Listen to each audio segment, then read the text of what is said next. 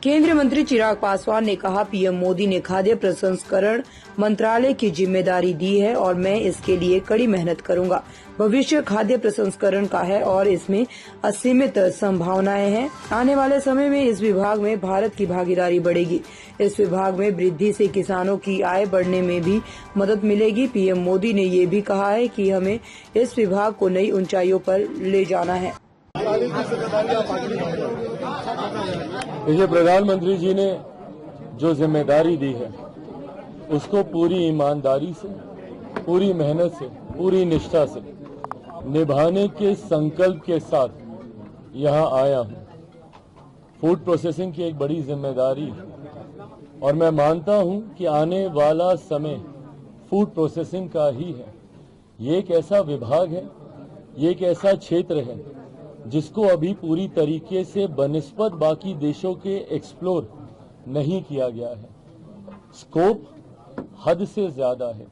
अगर आप दुनिया भर में फूड प्रोसेसिंग का अगर आप इन्वॉल्वमेंट देखेंगे, उसके बनिस्बत भारत में लगभग 2 से 3% भी इसका इन्वॉल्वमेंट नहीं है।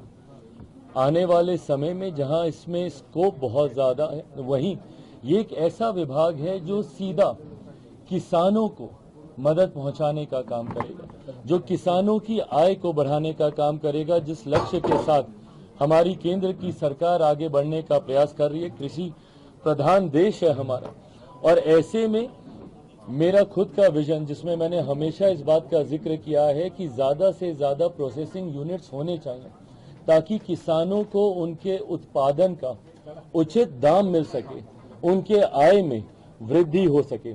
ऐसे में मैं मानता हूं कि इस विभाग की आने वाले दिनों में एक अहम भूमिका होगी। कल प्रधानमंत्री जी से भी अनौपचारिक मुलाकात में जब बातचीत हो रही थी, उनके द्वारा भी यही मार्गदर्शन मुझे दिया गया कि इस विभाग को आने वाले दिनों में हम लोगों को नई ऊंचाइयों तक लेकर जाना है। आप विदेशों में देखेंगे जिस तरीके से दूसरे देशों में प्रोसेसिंग यूनिट्स के माध्यम से ही अधिकांश कार्य हो रहे हैं, ऐसे में हम लोग प्रोसेसिंग में अभी भी उस हद तक आगे नहीं बढ़ पाए। तो इस उम्मीद के साथ मेरे नेता, मेरे पिता आदरणीय रामविलास पासवान जी से सीखते हुए जिस विभाग की जिम्मेदारी उन्होंने ली, उस विभाग को उन्होंने ऊंचाइयों तक लेकर जाने का काम किया। और ऊंचाइयां इसलिए नहीं, ऊंचाइयां इसलिए क्योंकि